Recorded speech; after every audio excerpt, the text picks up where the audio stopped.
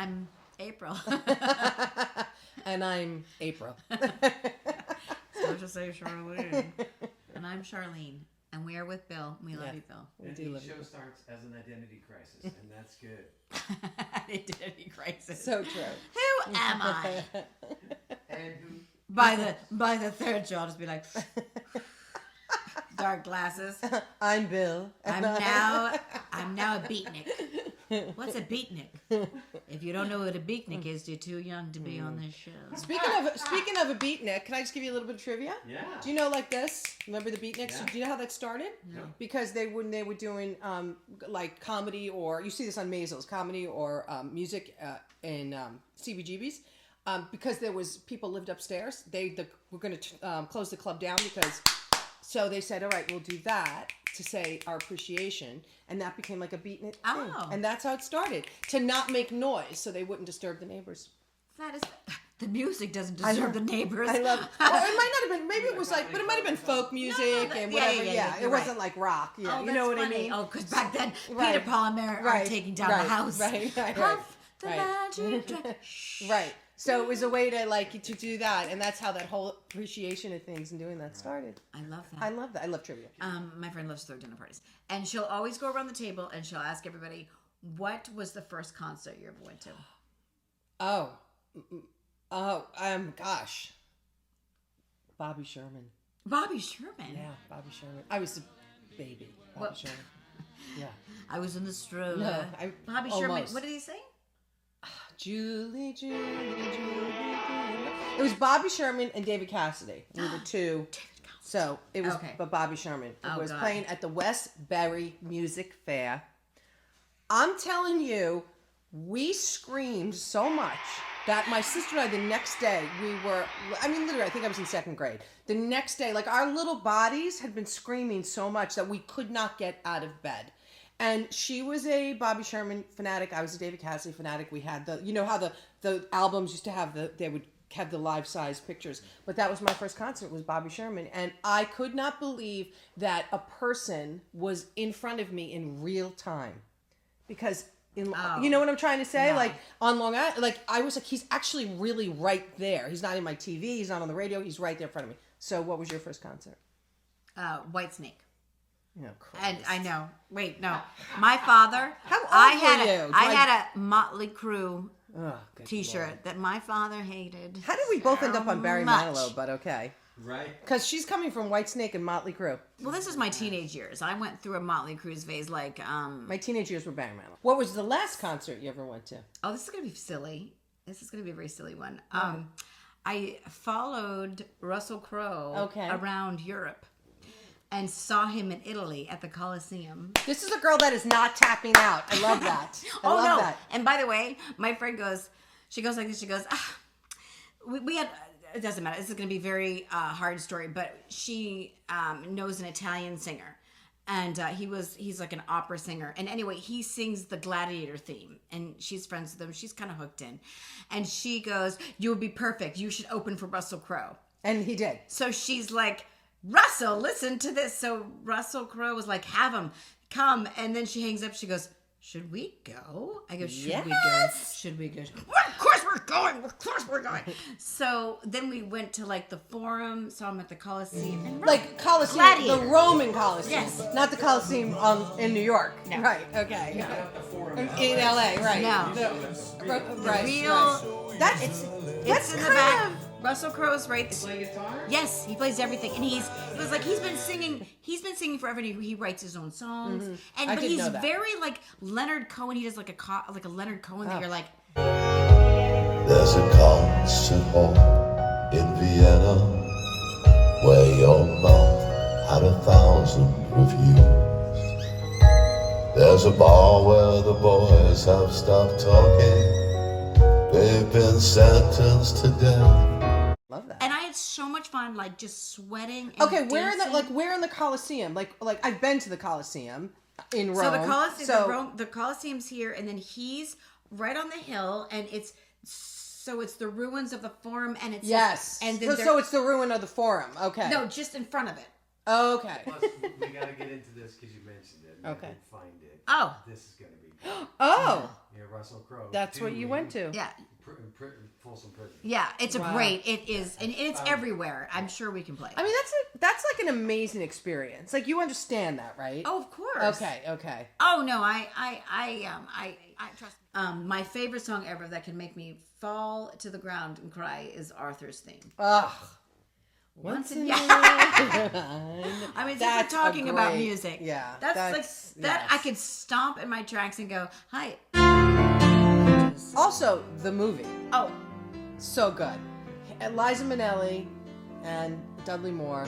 And if you've never seen Arthur, yeah. go see it. Yeah. Just go see it. Or Arthur. Or That's funny. Or Arthur. the other one was like full. I feel like in life too that, and I feel like I do this sometimes. I don't really take in like how lucky Yeah. our experiences are sometimes. Like I just went to Paris on the writers' retreat. Yeah. And it's She like just throws that away. But I was in Paris. But that's the thing Yesterday. though, because sometimes I think like we do just throw. I just got home and got back to business Yeah. instead of really taking in Yeah. that I was able to be in Paris in front of the Eiffel Tower while like writing with these women and going through that. And I feel it's the same thing. Like that's another thing. It's like part of the tapping in is also to have like really like have appreciation and really soak in the experiences that we're having instead of kind of. I feel like sometimes in life I do this myself. I call them drive-bys. Like a drive-by, like, oh yeah, I did that, and it'll be like these 10 great experiences that now when you were a kid, and when 1 year of your life as a kid, like say you were in 4th grade, and that year you were going to go to Disneyland as a 4th grader, everything in your world that year would be about Disneyland. I'm going to Disneyland. Then you'd go to Disneyland. You'd come home, tell all your friends about Disneyland. Like as a kid, you took that experience in Rome would have been something that you would have just relished and shared with your friends. And I feel like again, as we become adults, we just I went to Rome. Well, it was great. Some of us, it was the equivalent of 4th grade was the pool. Going to my grandmother's above ground pool. But even that. And I'd have my bathing suit. I would take my bathing suit and I would lay it out and I'd be sleeping. I'd go, my bathing suit's still there. But even that's I'd be exciting. so excited. But how exciting was that to go? Because we had my aunt Mary, my Uncle Joe. We all lived on the same block because Italians all I had live on Uncle the same Joe. block. I had Uncle Joe. well, not a stretch. So it's like so they had the underground pool. They had the built-in pool. So all the cousins would go there and go to the most exciting thing in the world. And they had a tall gate that was locked. So like it was like getting the key to the gate to get in. Like it was heaven when we were. It was the That's what I equivalent mean. of Paris. But it's like living, but it should be. But you know it's like there's- living in that sense of wonderment Yeah. instead of like as we get Yeah. older, I feel like we just do Yeah, drive-bys. that's true. Yeah. Yeah, That's that's another thing I true. think we have to like examine Yeah. within ourselves and change because then we'll feel more like full and accomplished and happy as people. Yeah. Well, Like we did as kids. Well, one of us will. We'll just drag Char along. Smile, Char. Smile.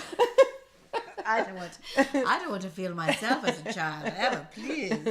Oh, that is very funny. Well, but you know, there's a thing, but there is actually a thing, and it's which I was like, you could as soon as you live in that, it's like you constantly like dangling the carrot. Mm-hmm. You're constantly like, I want to go to Paris. I want to see Russell Crowe. I want to work on this show, on a television show. I want to be a comedian and I want to open for. But then there's a certain amount you go, it's not fixing anything. Yes. It's Yes. called the law of diminishing return. Oh. And the more you will get on that beach and that beach house, you'll sit in that beach house and go, fuck. And that's what so many people like, you know, they'll say like Matthew Perry or certain people, Jim Morrison, who I know a lot about because for some reason I love Jim Morrison.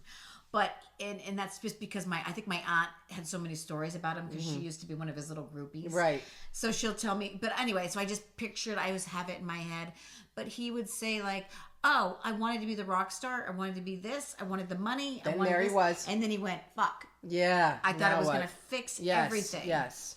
And that's what I'm learning as I get older is the law of diminishing returns because it's like, I'm like, oh, Like, I thought that would do it. And then I thought, if I would get here, I would be so happy. And you are for about 5 seconds. And then you're like, well, that's not it. And I'm not saying I wouldn't enjoy it. Just like you said, it's like, I'm going to enjoy, like, and I did. I sucked that marrow out of that freaking road trip. Because I was like, I'm taking in every cannoli. Because I used my miles. It was like a time where I was like, oh, I don't know if I should be doing this. And it was really stretching me. And then I was like, I'm just going to do my miles and I'm going to do this and I'm going to make it happen if I have to live on the Spanish steps.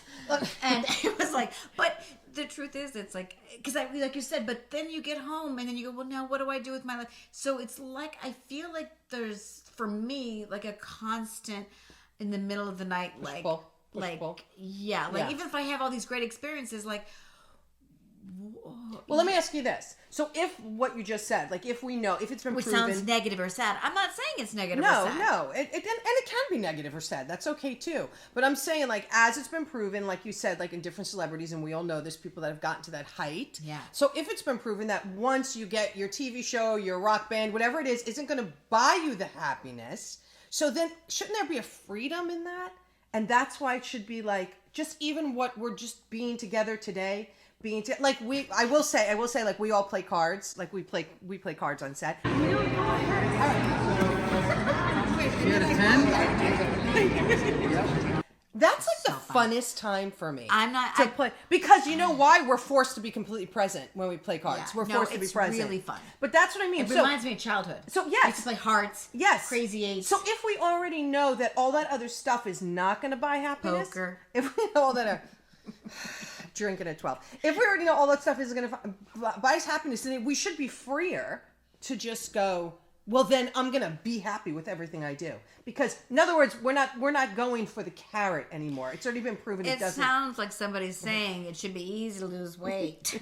And yes, it does sound like it would be easy. And sure, don't eat Butterfingers in the morning. That's not what I'm saying. No, because I actually think that sometimes things are harder to, like, idealize, like that happiness that comes, because then that sinks in, like, never enough. Yeah. Like for me, I start to go, it's like la la la la, and then it's like quiet, and you're like, ugh. Right. And then I'll start to go. So then the key is then finding that same kind of happiness in the quiet. It's, in other words, your perception of everywhere you are has got to be that. And I don't mean happy like everything's got to make you happy, but that there's a sense of being present in wherever you are. No, and yes, but there's a presence, but there's also like a realization, like it's going to be so exciting and it's going to be so much fun, but it's like at the same time, it's like I feel like I'm just taking experiences and I'm just throwing them, like you said. That's what I said, drive-bys. Yeah, they're drive-bys. Yeah. That's what I think we have to be aware of and stop. Because we actually live and not even letting yourself enjoy something because you feel guilty. Yes. And I wouldn't, if I told my family some of the stuff, they would just be like, hey, I was flying out to Paris. All right, Diva. As I was flying out, my entire neighborhood went on fire. Okay, so talk about like how I could have felt guilty but I thought to myself, I do believe like in God, and I believe in let them burn. I do believe that. I do believe that it was meant for me to go, because had my plane been 2 hours later, that's true. I would not have left. I probably wouldn't have. Because I wouldn't have left because my husband was here. And you didn't know. Yes, and I didn't know. So I was like, so what I was thinking of, this is a gift that's being given to me. Is so much so that it was like I left before it happened, moments that was given. So for me to go there and then not enjoy it and not make the most of it, then who's the fool? So that's what I mean. It's like, instead of like being there the whole time, like, oh my God, my neighbor's burning down. It was burning down anyway. My biggest concern was my husband, that he was safe. Mm-hmm. If shit burnt down, it was what it was. There's nothing that I can do if my place burnt down. So that's the kind of thing it's just, for myself, I can say, my focus is to find appreciation, whether it's the Eiffel Tower or we're playing cards on set. Yeah. I want the same level of happiness. I'm having a very happy place. Yeah. Speaking of happy place. But I'm having a very happy place being on this set. Like, I haven't in a long time, because I really went through so much. But I'm like, you know what? Usually I'm like, oh no, I'm working. You know what I mean? Like, I've got to work. Yes. Like, I've got to figure stuff She out. sits in the corner and I figure stuff. Well, I've got to figure. But now she plays with But us. now I'm like, what are you doing? Like, go play and enjoy. Yeah. It's What are you guys playing? Shush. You playing None of My Business? Playing Shush Your Mouth. No, right. We're gonna clear all of Shut these. your face. It's a new game. Is that me? Oh my God. I'm just like, and now I'm just like, I'll do another hand. But what I really found out was I'm very competitive. Yes. And I didn't know this, but I have visions of throwing the Monopoly board everywhere or something. Like, because I'll be like, if I don't win, I'll go, ah! Anyway. So, With that, we're over it. we're over it. We're not tapping out. We're not tapping But out. we're saying goodbye for now. All right, goodbye. And say goodbye to Bill. 'Cause Bill's Bill, we love you, Bill. Goodbye, Bill. Can we play a song on the way Peace out? out. Yeah. Okay. We'll play Paradise. And you can sing it out. You can sing it out of key. Play Paradise, put up a bug. There should just be songs Yeah. where they just play the I just chorus. think you should end 'cause nobody knows anything every else. show singing out of key. That would bring me joy. What if I can't sing in key? Now you're shaming me. Oh, dear Lord. I didn't know I had a singing key. My legs are hairy. All right, bye.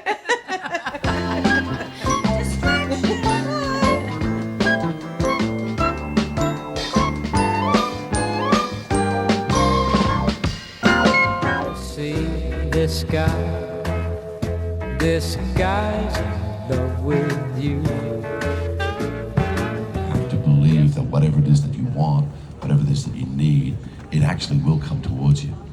And that's got nothing to do with religion. And it's even got nothing to do with science. It's just got to do with what it is to be a human being. And part of the thing that we've been given is this incredible imagination. And part of the thing of having that imagination is just taking one step forward and going, I believe. And things can just come about.